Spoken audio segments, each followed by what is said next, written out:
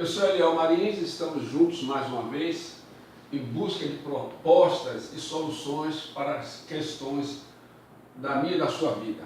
Hoje eu quero propor algo que é inerente a qualquer lugar do mundo. Existe a preocupação das pessoas concernente a essa situação. E eu te pergunto, como você administra? Você é um bom administrador dos seus bens?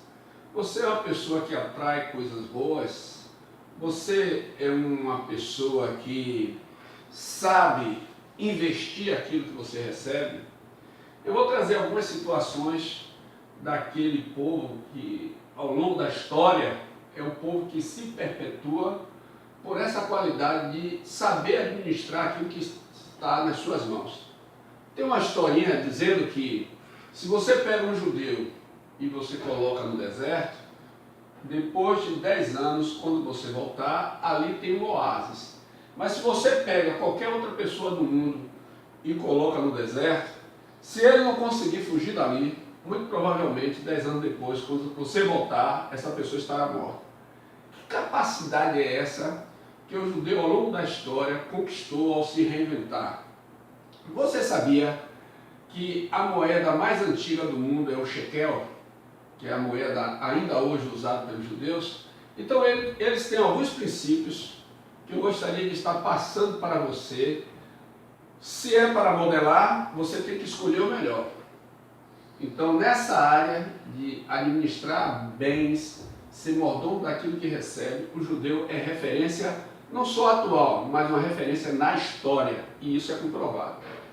Eu gostaria de trazer algumas situações para levar você a pensar comigo e encontrar novos caminhos na sua caminhada.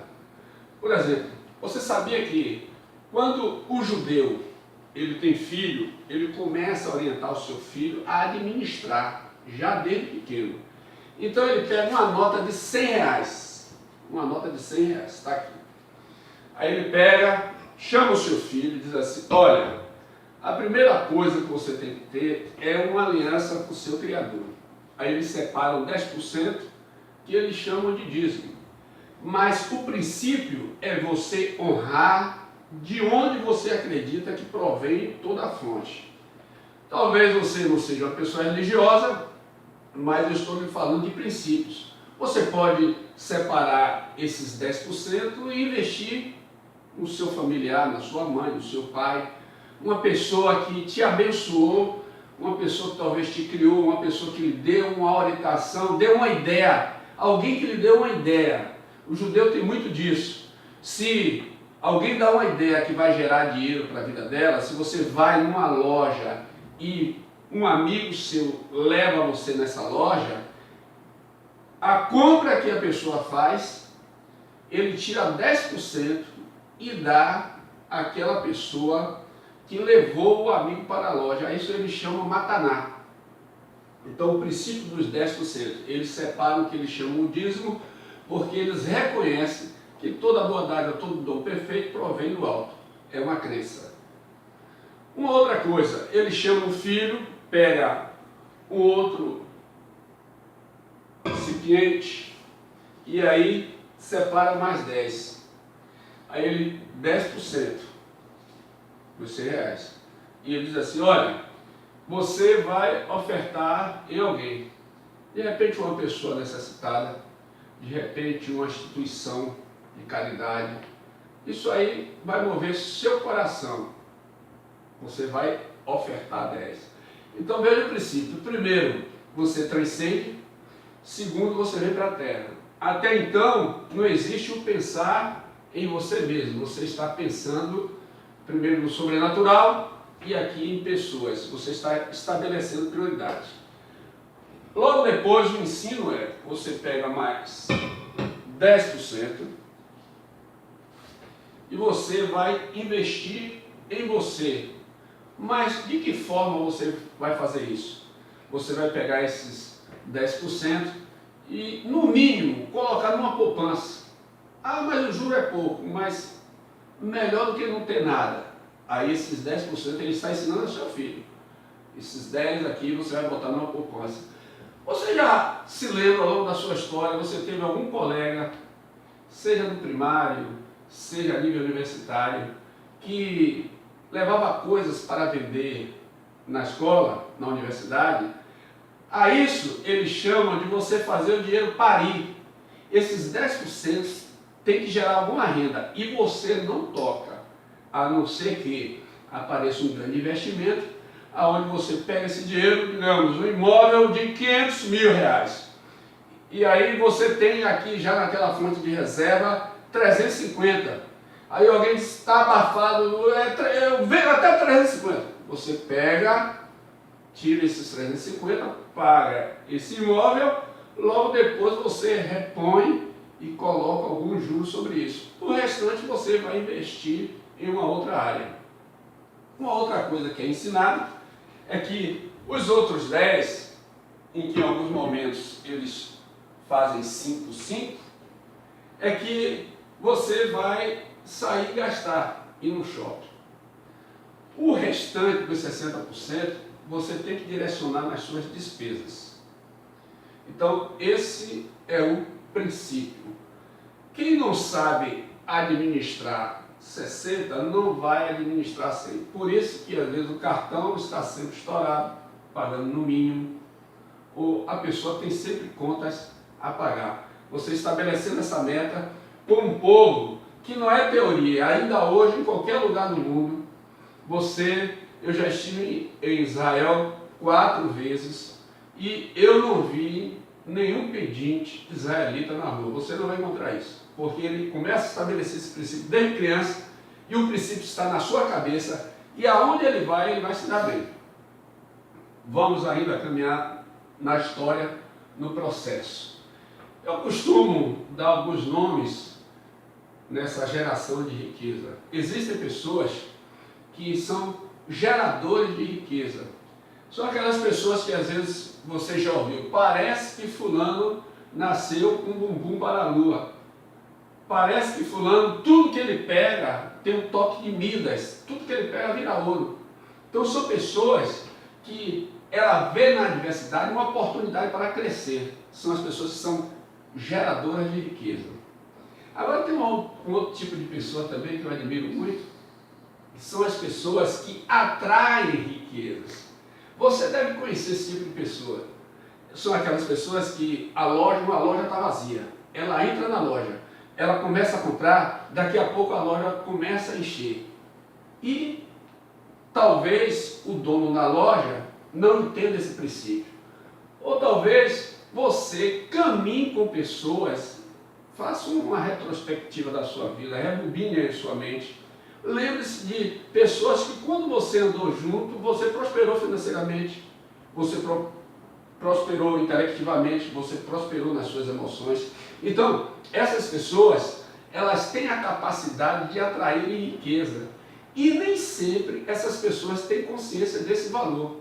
Porque normalmente quem é valorizado é aquele que é gerador de riqueza.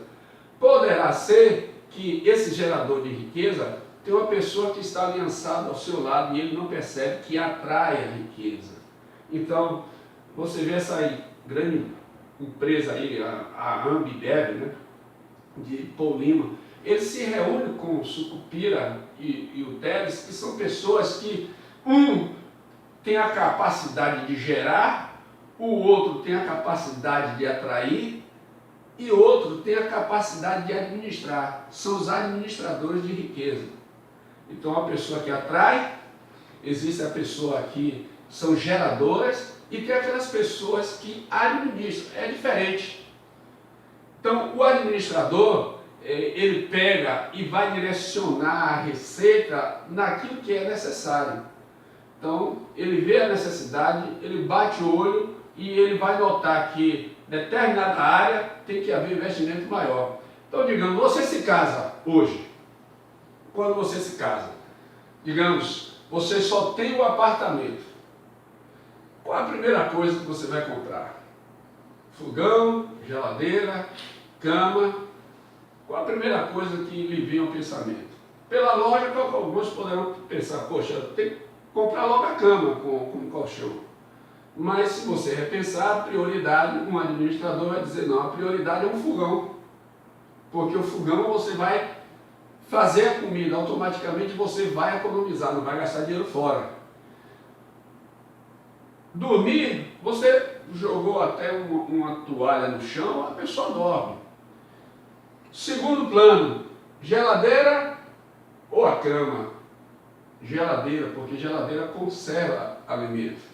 Então você pode ir no local que vende comida mais barata, você compra e armazena na sua geladeira. Automaticamente você está reservando dinheiro. E depois a cama. Então, o administrador, aquele que administra riqueza, ele pensa dessa forma, ele vê a prioridade entre o necessário e o prioritário. Então, às vezes, o que é necessário vem na frente, e nem sempre aquilo que é prioritário.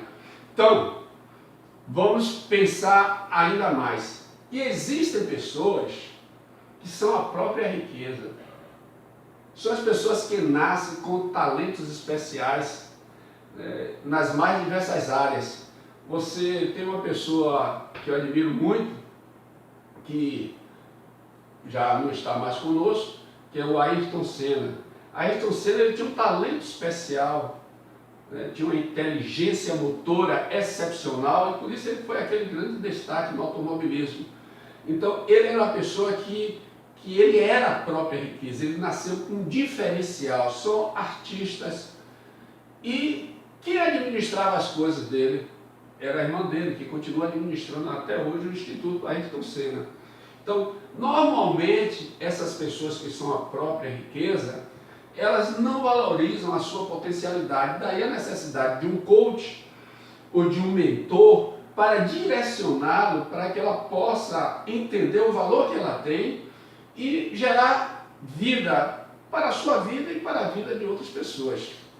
Tem uma história fabulosa na Bíblia que eu admiro muito, que Abraão, um homem muito rico, já velho, a sua mulher morre, e ele tem um filho chamado Isaac. E esse filho está solteiro. E a história bíblica diz que ele fala para o seu servo Eliezer, olha, vá até a terra dos meus parentes e traga uma moça para casar com meu filho. E na caminhada, Eliezer estabelece uma aliança. Ele fala para Deus, olha, se quando eu chegar lá, vou até o poço, e uma jovem se dirigir a mim, eu vou falar com ela, se ela me der água e disser assim, eu vou dar água para você e para os seus camelos. A história diz que ele saiu com 10 camelos. Se você for pesquisar um pouco na história dos camelos, você vai notar o seguinte, em 10 minutos, um camelo bebe 200 litros de água. E a história começa a se fechar quando ele chega com aqueles 10 camelos, eles botam os camelos para se sentarem e aguardam, e chega essa moça chamada Rebeca, e ele pede água. E ela disse assim, deu água a ele e disse, agora eu vou dar também aos seus animais. Então vamos fazer uma conta rápida. 200 litros, 10 camelos, 2.000 litros de água. O cântaro que ela carregava, normalmente um cântaro carrega 12 litros e meio. Por que será que esse camarada teve essa sacada? Sabe por quê? Por certo, ele olhou no processo de criação que Isaac, ele era a própria riqueza, mas ele não sabia administrar a riqueza. E ele visualizou uma mulher que o ajudasse para que ele não dilapidasse aquilo que o seu pai tinha construído. Você está entendendo? Você está tendo esse insight? E aí vai aquela história, marido e mulher, sócios, a pessoa tem que perceber quem é ele. Se ele é gerador de riqueza, se ele é administrador de riqueza, se ele atrai a riqueza, se ele é a própria riqueza. Quando você abre esse leque, quando você entende isso, a prosperidade vai chegar a galope para você. Então, você, de posse desse entendimento, eu creio que a sua história estará mudando ainda mais e para melhor. E vem conosco que te faremos muito bem.